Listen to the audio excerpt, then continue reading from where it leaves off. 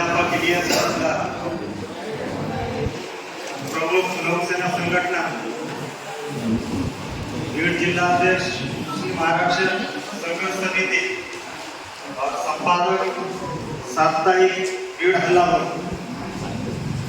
आप सबके सामने कुछ बातें रखना चाहता हूँ। महाराष्ट्र आंदोलन से मैं बहुत सालों से जुड़ा हुआ हूँ। अजीज पठान साहब के साथ, मुर्शिद खान के साथ, माधव खान साहब के साथ बीड जिले के मंझले गांव धारोर राष्ट्रीय सब जिम्मेदार है, तो आज साथ में आए वाले हैं। मैं सिर्फ आपको कुछ बातें ये बताना चाहता हूँ कि मुस्लिम आरक्षण की लड़ाई हम जो लड़ रहे हैं, मराठा आरक्षण आंदोलन जब तेज हुआ, जरांगे पाटिल को पूरा महाराष्ट्र जब जानने लगा, तो तब स्वयं वाले मुसलमानों को लगा कि यार अब इसका ही संगठन, और इसकी वजह से हमें तो एक नहीं हो रहा है, एक ताकत नहीं बन रही, और उसकी वजह से है तो हम हमारी जो ताकत है, तो ये ताकत है तो ना मंत्रालय तक जाती है, ना मंत्रिमंडल को हिलाती है, और ना सरकार से दबाव पैदा करती है। अभी हर कोई तकरीबन नहीं भी तो मुस्लिम आरक्षण को लेकर कुछ दिनों तक पूरा समाज स्वयं वाला था। हम हो गए हैं और फिरकों में बैठे हैं, तू सुन्नी मैं शिया, तू तबलीगी मैं वहाबी, तू का किधर का नहीं है। सिर्फ हमारे नाम मुसलमान है, बाकी हमारा काम कोई मुसलमान के जैसा नहीं है। पिछले दिनों में उस्मानाबाद में जब राज्य स्तरीय मुस्लिम आरक्षण परिषद हुई थी, तो महाराष्ट्र की जाने माने हस्तियां जनाब आजाद हुसैन दरवेश साहब, नवाब मलिक साहब, आरिफ नसीम खान साहब, उसका मराठा समाज है, और मराठा समाज से हमें बहुत कुछ सीखना चाहिए। एक जरांगे पाटिल 2 दिन के लिए उपोषण पे बैठता है, और तीसरे दिन जब लाठीचार्ज होती है, तो लाठीचार्ज की आवाज इतनी गूंजती है कि पूरा महाराष्ट्र हिलता है, और मराठा समाज पूरा रास्ते में आता है। ये उनके जिंदा दिल होने का रिजल्ट है, नतीजा है।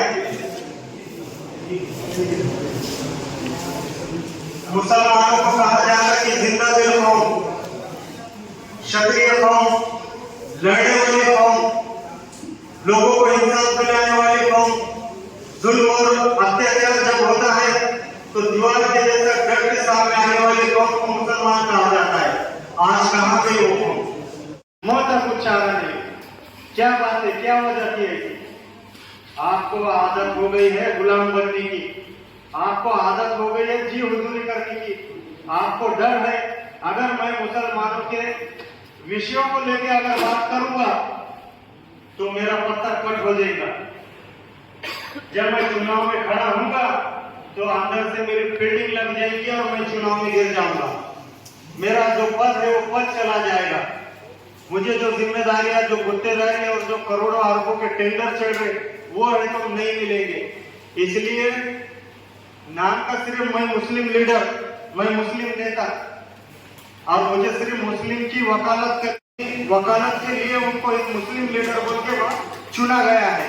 बाकी वो मुसलमान के बारे में कोई भी काम करने के लिए तैयार नहीं।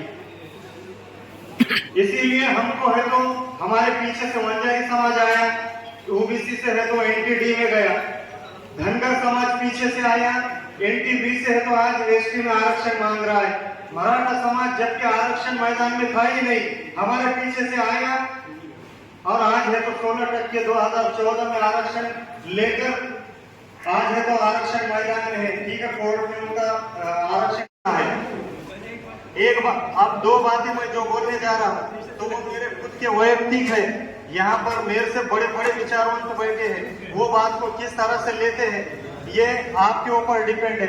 मैं सिर्फ दो बातें बोलूंगा। एक बात ये कि 2014 में जो आघाड़ी सरकार ने हमको आरक्षण दिया था, वो आरक्षण में सुधार न करके वो आरक्षण को कायम करते हुए हमको आरक्षण हमारी मांग है।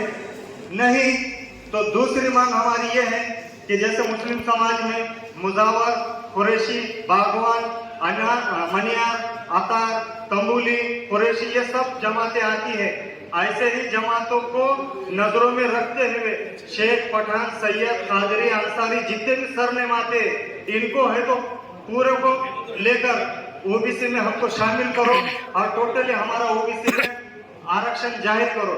जब हम आरक्षण में हमारा कदम रखेंगे तो उसके बाद अगली फाइट हम है तो अच्छे से दे सकते हैं। ये मेरी मांग है। ये आप किस तरह से लेते हैं ये आप पर डिपेंड है। और दूसरी बात कहूंगा संरक्षण की। हमने है तो पूना के मुहसिन से लेके उसे सातारा के मॉब लिंचिंग तक आज तक भी हम जागरूक नहीं हुए हमारे समाज को संरक्षण दिलाने में। हम सिर्फ क्या करते, कलेक्टर, एसपी और तहसीलदार को निवेदन देते, वो पीड़ित को, जैसा आज राजस्थान सरकार ने पीड़ित को आर्थिक मुआवजा दिया, नौकरी का संरक्षण दिया, वैसे चीजें उनको मिलना चाहिए। और दूसरी बात, जहां भी घटना घटती है मॉब लिंचिंग की या दंगे फसाद की, तो वहां के जो जिम्मेदार है, तालुका पुलिस हो तो तहसीलदार और पुलिस प्रशासन, और डिस्ट्रिक्ट लेवल पर अगर एसपी, कमिश्नर या जिला अधिकारी ये अगर इनके एरिया में अगर आता है तो इनको निलंबित करके इन पे गुने दाखिल हो। वहां के मॉब लिंचिंग के जो भी जिनके भी साथ ये हादसा होगा वो हादसे का जिम्मेदार बोल के कलेक्टर, एसपी पे एफआईआर दाखिल होना और उनको वहां जगह पे सस्पेंड करना। और ऐसे अगली तारीख आज ही तय होना कि अगला राज्य स्तरीय कॉन्फ्रेंस कौन से जिले में होने वाला है और हमको उसके तैयारी के लिए क्या क्या करना है, आज ही उन्हें इंस्ट्रक्शन होना चाहिए। संयोजक ने मुझे बार बार चिट्ठी देने की कोशिश कर रहे हैं। जाते जाते मैं एक बात बोलकर यहाँ जाऊंगा। ये आपके लिए नहीं, ये मेरे लिए है। मैं ये जो शेर पढ़ने जा रहा हूँ तो ऐसा समझता में जलन आंखों में तूफान सा क्यों है, सीने में जलन आंखों में तूफान सा क्यों है, इस मुल्क में हर मुसलमान परेशान सा क्यों है। जिंदा दिल है तो धड़कने का बहाना कोई ढूंढे, जिंदा दिल है तो धड़कने का बहाना कोई ढूंढे, पत्थर की तरह बेहिस्सो बेजान सा क्यों है। क्या कोई नई बात नजर आती है हमें, क्या कोई नई बात नजर आती है हमें, आईना हमें मुनाफिकी देखकर हैरान सा क्यों है।